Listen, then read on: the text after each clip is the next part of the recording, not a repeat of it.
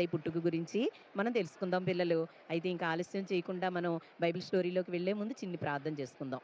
ప్రియ పరలోకపు తండ్రి, నీ బంగారు పుణ్యపాదాలకు వందనాలయ్యా. ఈ సంవత్సరమంతా మా చిన్నారి బిడ్డలందరినీ ప్రభువా నీవెంతగానో కాచి కాపాడి సంరక్షించి భయంకరమైన పరిస్థితుల నుండి బిడ్డలందరినీ కాపాడి వీవీబీఎస్‌లో బిడ్డలందరితో కలిసి నిన్ను ఆరాధించడానికి, నీ గురించి అనేక సంగతులు తెలుసుకోవడానికి నువ్వు చూపుతున్న మహా కృపను బట్టి నీకు వందనాలు. దీనురాలునైన నన్ను కొద్ది నిమిషాలు నీ సిలువ చాటును మరుగుపరిచి బిడ్డలకు అర్థమయ్యే రీతిలో నీ స్వరముని వినిపింపచేయండి. బిడ్డలు అటు ఇటు తిరగకుండా ఎంతో శ్రద్ధగా ఈ యొక్క బైబిలు స్టోరీ వినడానికి, నీ గురించి అనేక సంగతులు తెలుసుకోవడానికి సహాయం చేయమని యేసయ్య అతి పరిశుద్ధమైన నామంలో బ్రతిమలాడి వేడుకొని మమ్మల్ని అందరినీ నీ చేతులకు అప్పజెప్పుకుంటున్నాము తండ్రి. ఆమేన్. పిల్లలు ఆమెన్ అన్నారా? లేకపోతే అటు ఇటు తిరుగుతున్నారా? మరి బైబిల్ స్టోరీ చెప్పేటప్పుడు ఎక్కడికి తిరగకూడదు. మరి యేసయ్య మనల్ని గమనిస్తా ఉంటారు. తల్లిదండ్రులు మనల్ని గమనించినా, గమనించకపోయినా యేసయ్య మట్టుకు మనల్ని గమనిస్తా ఉంటారు పిల్లలు. కాబట్టి మనం క్లాస్‌లో టీచరు లెసన్ చెప్పేటప్పుడు ఎంత శ్రద్ధగా కూర్చుంటామో, అంతకంటే ఎక్కువ శ్రద్ధగా మరి మరి మనం ఇక్కడ వినడానికి కూర్చోవాలనమాట. అయితే యేసుప్రభు పుట్టుక ఎంత ప్రత్యేకమైనదో తెలుసా పిల్లలు? మనం పుడుతున్నాము అంటే మన తల్లిదండ్రులకి పుట్టే వరకు మనం ఆడపిల్లో తెలీదు, మగపిల్లో తెలీదు. పుట్టే వరకు కూడా 9 నెలలు అసలు మన అమ్మ కడుపులో ఉన్నది మనం ఎవరన్నది ఎవ్వరూ చెప్పలేరు పిల్లలు.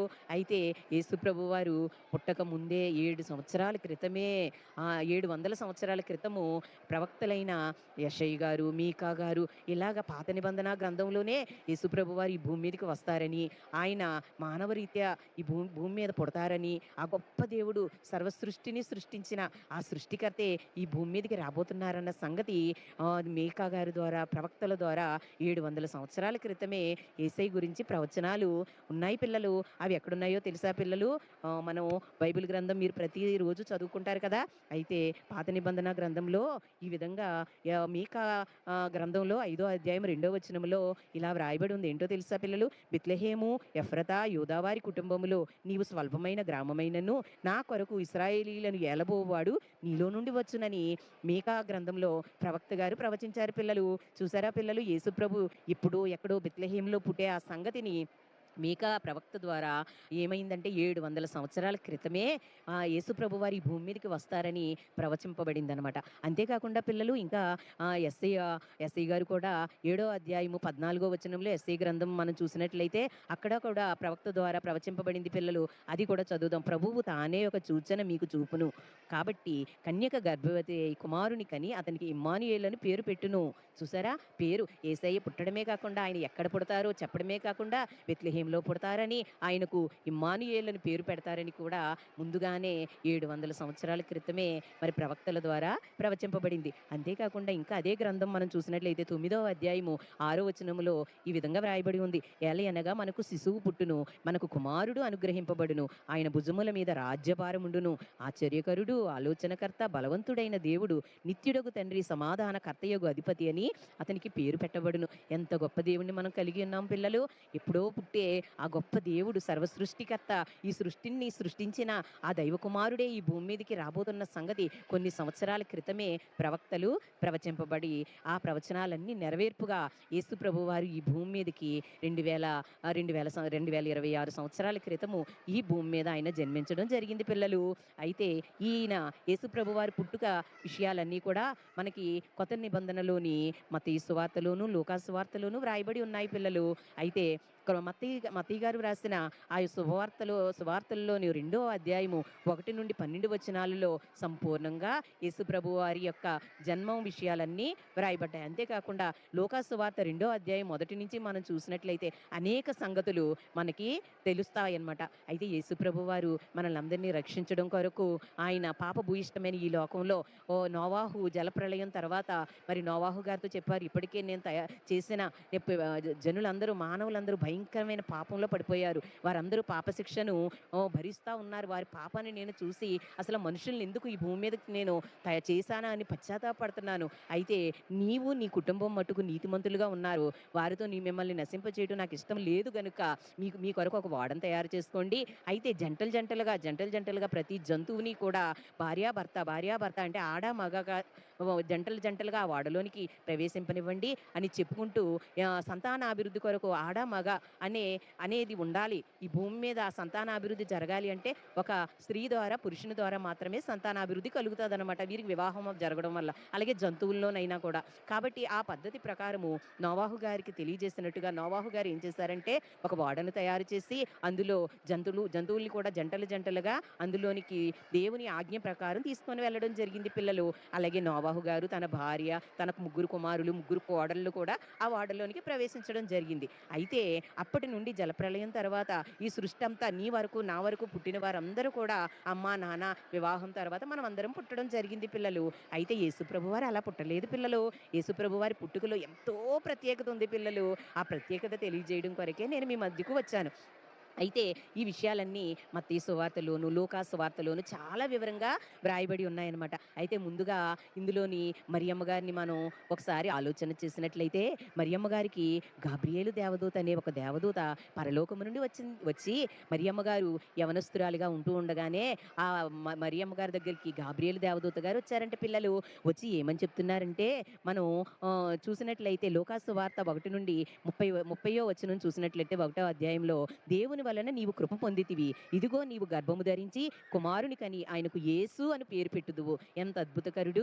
ఇప్పుడు మరి అమ్మగారికి వివాహం జరగలేదు పిల్లలు. కేవలం ఎంగేజ్‌మెంట్ మాత్రమే జరిగిందంట పిల్లలు.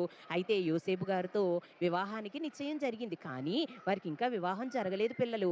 అయితే మరియమ్మ గారైతే మటుకు చాలా భక్తిగా యేసయ్యని ఆరాధిస్తూ ఆనాడు మెస్సయ్య ఎవ కన్యక గర్భాన పుడతాడని యేసయ్య గారి ద్వారా, మీకా గారి ద్వారా ప్రవచింపబడిన ప్రవచనాలు జ్ఞాపకం చేసుకుంటూ అప్పుడు యవ్వన బిడ్డలందరూ ప్రభువా నా గర్భాన్ని వాడుకో, ప్రభువా నా గర్భాన్ని వాడుకో అని ప్రార్థించేవారంట పిల్లలు. అయితే మరియమ్మ గారు కూడా ఎంతో పరిశుద్ధంగా, దేవునికి అనుకూలంగా, ఇష్టురాలిగా, ప్రియమైన బిడ్డగా ఉంటూ దేవుని ప్రార్థిస్తున్న సమయంలో అప్పుడు గబ్రియేలు దేవదూత గారు పరలోకము నుండి వచ్చి ఆమె ఉన్న గదిలోనికి వచ్చి, చూసారా పిల్లలు ఎంత చక్కగా చెప్తున్నారంటే, నీవు కృప పొందితివి అమ్మా, నీ ప్రార్థన ఆలకింపబడింది. ఆ మెస్సయ్య, ఆ యేసయ్య నీ కడుపున పుట్టడానికి ఆయన నీ గర్భంలోనికి రాబోతున్నారని చెప్పిన వెంటనే మరియా అంట చాలా తొందరపడిందంట పిల్లలు.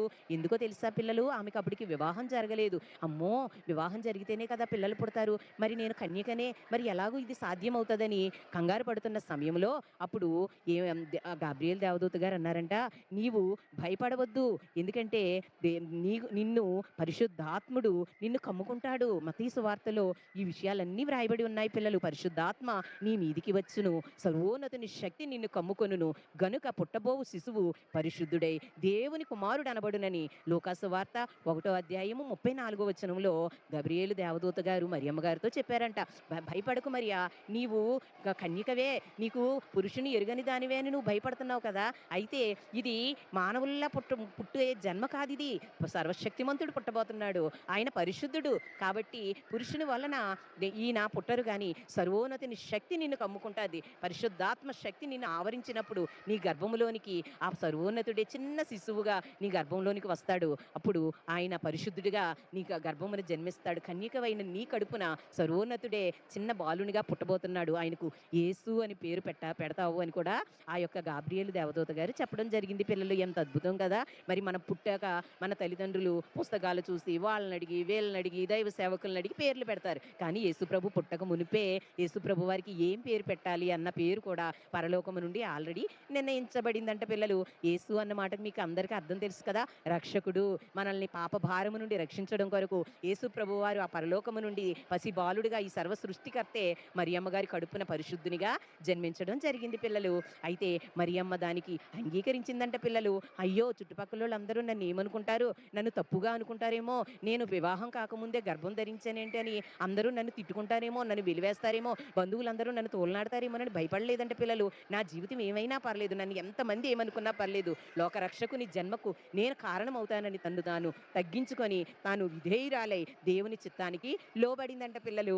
అలాగే ఇంకొక వ్యక్తి కూడా మన యేసయ్య పుట్టుకలో మనం చూస్తాం, యోసేపు గారు. యోసేపు గారు ఎవరో తెలుసా పిల్లలు, మరియమ్మ గారికి ప్రదానం చేయబడి కొంతకాలం తర్వాత చక్కని ఘనమైన వివాహానికి సిద్ధపడుతున్నారట పిల్లలు.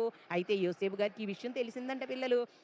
మరియమ్మ గారు గర్భవతి అయిందన్న విషయం తెలవగానే అప్పుడు మరి యోసేపు గారు ఎంత నీతిమంతుడంటే ఆ దేవదూత మాట విని మరియా గారిని తను ముందు అనుకున్నారంటే పిల్లలు, అయ్యో ఈమె గర్భవతి అంతా ఎలాగ గర్భవతి అయిందో నాకేం తెలుసు, కాబట్టి నేను విడనాడతాను అనుకున్న సమయంలో దేవదూత గారు మత్తయి సువార్త 1వ అధ్యాయం 19 నుండి వచనాల్లో మనం చూసినట్లయితే దేవదూత మాట విని మరియమ్మ గారిని తన భార్యగా తన ఇంట చేర్చుకొని ఏసై పుట్టు వరకు ఎంతగానో మరియమ్మ గారిని జాగ్రత్తగా చూసుకోవడానికి యోసేపు గారు ముందుకొచ్చారంటే పిల్లలు. యోసేపు గారు ఎంత తగ్గించుకున్నారో కదా పిల్లలు. లోక రక్షకుని జన్మ ఆ మరియమ్మ గారికి గర్భమున ఆ యేసుప్రభు వారు ఉన్నారన్న సంగతి తెలుసుకొని తన వలన కాకపోయినా పరిశుద్ధాత్మ వలన ఆ కుమారుడు మరియమ్మ గారి కడుపులో ఉన్నారని తెలిసి ఆ యొక్క మరియా గారిని గౌరవించి ఆ మరియమ్మ గారిని హేళనకి గురి కాకుండా, అయ్యో ఎవరి వల్లనో గర్భం ధరించిందని హేళన అందరూ తిట్టకుండా ఆమెను తన భార్యగా తన ఇంట చేర్చుకొని తనకి ఆ పుట్టబోయే కుమారునికి నేనే తండ్రిని అని ఆయన ఒప్పుకొని అప్పుడు గౌరవింపబడతదని అప్పుడు మరియమ్మ గారిని తన ఇంట చేర్చుకొని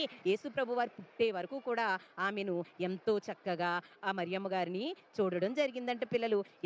ఎంత మంచి వ్యక్తో కదా. యోసేపు గారు కూడా తన తగ్గింపు వలన చూడండి పిల్లలు, యేసు ప్రభు వారు పుట్టి తనని ఆలన పాలన చూసే వరకు మరియమ్మ గారికి కావలసిన అన్నిటినీ సమకూరుస్తూ మరి యోసేపు గారు మరియమ్మ గారి విషయంలో చాలా జాగ్రత్తలు తీసుకొని ఎంతో చక్కని భర్తగా యేసు ప్రభు వారికి చక్కని తండ్రిగా యోసేపు గారు ఉండడానికి ఇష్టపడ్డారంటే పిల్లలు. మరి యోసేపు గారి యొక్క మంచితనాన్ని బట్టి దేవునికి మహిమ కలుగుగాక. ఇకపోతే యేసు ప్రభు వారి యొక్క ఆ జన్మ కార్యక్రమంలో ఆ యొక్క సంఘటనల్లో ఇంకొక వ్యక్తులు ఉన్నారు పిల్లలు, జ్ఞానులు చాలా జ్ఞానం గలవారు కదా పిల్లలు. జ్ఞానము అంటేనే మన జ్ఞానుల్లోనే జ్ఞానం ఉంది. మరి మనం అందరం కూడా చదువుకోవడానికి కారణం ఏంటంటే జ్ఞానం సంపాదించుకోవడానికి. అయితే వీరు జ్ఞానులంట, తూర్పు దేశపు జ్ఞానులంట పిల్లలు. అయితే వారికి ఎంత జ్ఞానం ఉంటుంది పిల్లలు, రాజుల యొద్ద గనుల యొద్ద కొనియాడబడుతున్న జ్ఞానులంట పిల్లలు. అయితే వీరు అనేకమైన మంచి మంచి ఉద్యోగాలు, వారికి బోల్డంత ధనము ఆస్తులు ఉన్న వీరు ఒకరోజు ఆకాశం వైపు చూసినప్పుడు నక్షత్రాలలో ఒక వింతైన నక్షత్రాన్ని, ఎంతో తేజోవంతమైన నక్షత్రాన్ని చూసినప్పుడంట వారు ఈ నక్షత్రానికి ఏంటి కారణమని వారి గ్రంథాలన్నీ తిరగవేసినప్పుడు యూదుల రాజు పుడతారు, ఈయన బెత్లెహేములో పుడతారు అన్న సంఘటన వారి యొక్క గ్రంథాలలో చదివినప్పుడు వారు వెతుక్కుంటూ ఈ ముగ్గురు జ్ఞానులు కూడా యూదయ దేశానికి వచ్చారంట పిల్లలు.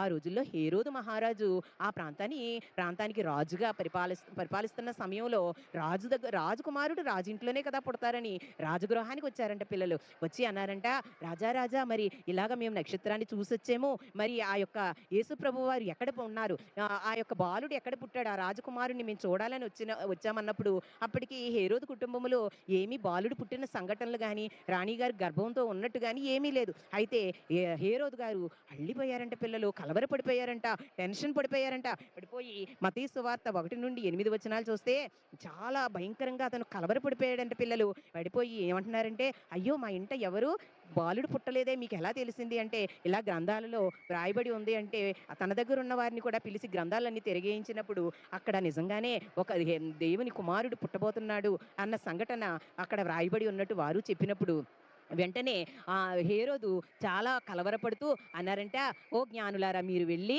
ఆ శిశువును విషయమై జాగ్రత్తగా విచారించి తెలుసుకొనగానే నేను వచ్చి ఆయనను పూజించినట్లుగా నాకు వర్తమానం చెప్పండి. ఆయన ఎక్కడ పుట్టారో, ఏ ఇంట్లో పుట్టారో, ఏ తల్లిదండ్రులకు పుట్టారో ఆ విషయాన్ని నాకు తెలియచేయండి, నేను కూడా వచ్చి పూజ చేస్తాను. మీరు వెళ్ళి ఆ విషయాలన్నీ, ఆ అడ్రస్ అంతా నాకు చెప్పండి అని కుట్ర కలిగిన చెడ్డ మనసుతో హేరోదు ఏమన్నాడంటే, మీరు వెళ్ళి తెలుసుకొని నాకు విషయం చెప్పండి అని. అతను మంచి హృదయంతో అంటలేదు పిల్లలు, తగ్గింపు లేదు పిల్లలు.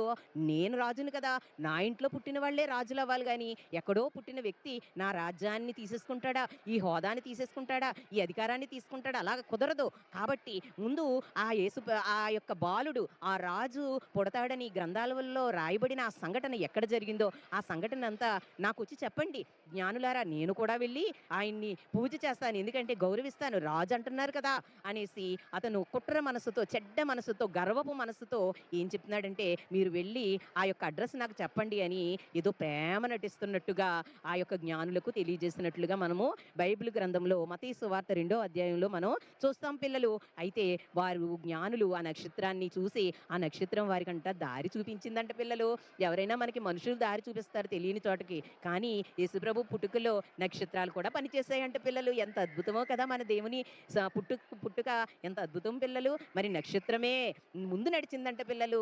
ఆకాశంలో నక్షత్రం చూస్తూ, ఆ ఆకాశంలో వెళుతున్న ఆ నక్షత్రం ఎలా వెళుతుందో, దాని గుండా వారు ప్రయాణం చేస్తూ వెళ్ళినప్పుడు ఒక ఇంటి దగ్గరికెళ్ళి ఆగిందంట పిల్లలు. అక్కడ లోపలికెళ్ళినప్పుడు అక్కడ ఎవరున్నారో తెలుసా పిల్లలు?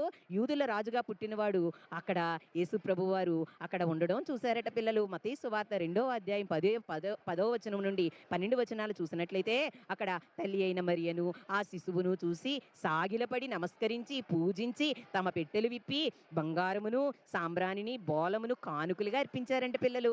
ఎంత మంచి జ్ఞానులో కదా! మరి జ్ఞానులు మరి ముందు వారి గ్రంథాలలో చూసినప్పుడు ఆ నక్షత్రపు యొక్క వివరాలన్నీ తెలుసుకున్నప్పుడు రాజకుటుంబంలో రాజకుమారుడు పుడతాడు కదా అని రాజుగారి ఇంటికి వెళ్లారు. అక్కడ పుట్టలేనప్పుడు వారు మరలా నక్షత్రం దారి చూపించినప్పుడు ఆ నక్షత్రాన్ని వెంబడిస్తూ ఆ యొక్క బెత్లెహేము పశువుల పాకలో యేసయ్య అక్కడ ఆ నక్షత్రం ఆగింది. ఇదేంటి పశువుల పాకలో రాజకుమారుడు పుట్టడం ఏంటి? ఏమీ కాదు, ఇదంతా అబద్ధమని వెళ్ళిపోలేదట పిల్లలు. ఎంతో తగ్గించుకొని మనం జ్ఞానులం కదా, ఇదేంటి ఇలాంటి చోటకి మనం వచ్చాము, పశువుల పాకలోనికి రావడం ఏంటి? పశువులు ఉంటాయి గాని ఇక్కడ మనుషులు ఎలా ఉంటారు అని అనుకోకుండా ఏదో ఇక్కడ జరగబోతుంది, మనం వెళ్ళి పరిశీలిద్దామని ఆ పశువుల పాకలోనికి వెళ్ళారంట పిల్లలు. అప్పటికే యేసయ్య పుట్టి పశువులకి మేత వేయడానికి తొట్టిలా ఉంటది కదా పిల్లలు, ఆ తొట్టిలో యేసుప్రభు వారిని పండుకోబెట్టారంట.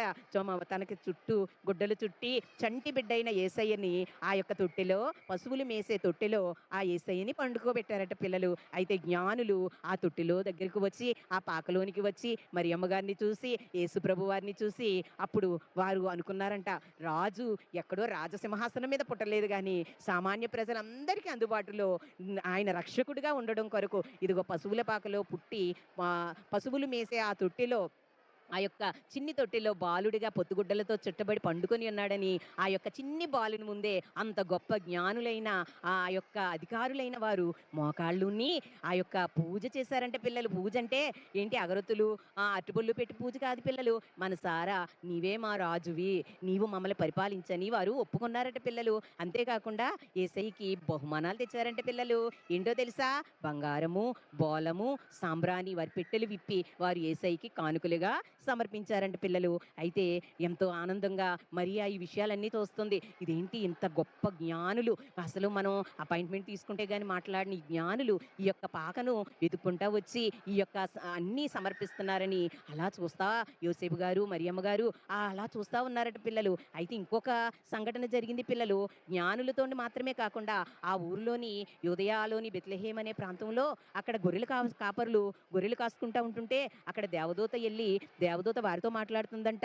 ఏమనంటే, దావీదు పట్టణమందు నేడు రక్షకుడు మీ కొరకు పుట్టి ఉన్నాడు, ఈయన ప్రభువైన క్రీస్తు, ఈయన దానికి ఇదే మీ కానవాలు, ఒక శిశువు పొత్తిగుడ్డలతో చుట్టబడి ఒక తొట్టెలో పండుకొని ఉండటం మీరు చూచెదరు. వెళ్ళండి ఓ గొర్రెల కాపరులారా, మీ అందరూ అతి సామాన్యమైన మీలాంటి వారందరి కొరకు లోకరక్షకుడు ఈ లోకంలోనికి వచ్చాడు. ఆయన మీకు సమీపంలో ఒక పశువుల పాకలో ఉన్నాడు. ఆయన పొత్తిగుడ్డలతో చుట్టబడి ఆ యొక్క తొట్టెలో పండుకొని ఉన్నాడు. ఆయనకి వెళ్ళి మీరు ఆరాధన చేయండి, మిమ్మల్ని ఆయన రక్షించడానికి ఆయన వచ్చాడని దేవదూత ఆ యొక్క గొర్రెల కాపరులకు కనబడి మాట్లాడినప్పుడు గొర్రెల కాపర్లు ముందు దేవదూతను చూసి అల్లిపోయారంటే పిల్లలు. భయపడతాం కదా దేవదూతని. అయితే వారు ఆ యొక్క దేవదూతలు చెప్పిన సంఘటనలన్నిటినీ విని ఆ యొక్క దేవదూతలు స్తుతించుకుంటూ పరలోక రాజ్యం వెళ్ళగానే వీరందరూ పదండ్రా మనం అందరం కూడా మంచి మంచి గొర్రె పిల్లల్ని పట్టుకొని మన రక్షకుణ్ణి ఆరాధిద్దాం రండిరా, మనల్ని అందరినీ ఈ లోక పాపము నుండి, ఈ యొక్క బానిసత్వము నుండి, ఈ నరక శిక్ష నుండి మనల్ని రక్షించడానికి ఈ బాలుడైన యేసయ్య పుట్టాడట, ఆయన్ని మనం ఆరాధిద్దాం పదండని అందరూ కూడా గొర్రెల కాపర్లు తమ మందను విడిచి చక్కని మందలోనున్న శ్రేష్టమైన గొర్రెలు పట్టుకొని ఆ యొక్క యేసు ప్రభు వారిని ఆరాధించడానికి ఆ యొక్క మరియమ్మ గారు, యోసేపు గారు యేసయ్య ఉన్న ఆ యొక్క స్థలానికి వెళ్ళి వారు దేవుణ్ణి ఎంతగానో ఆరాధించినట్లుగా మనం చూస్తున్నాం పిల్లలు. వారు ఎంత తగ్గించుకున్నారు పిల్లలు.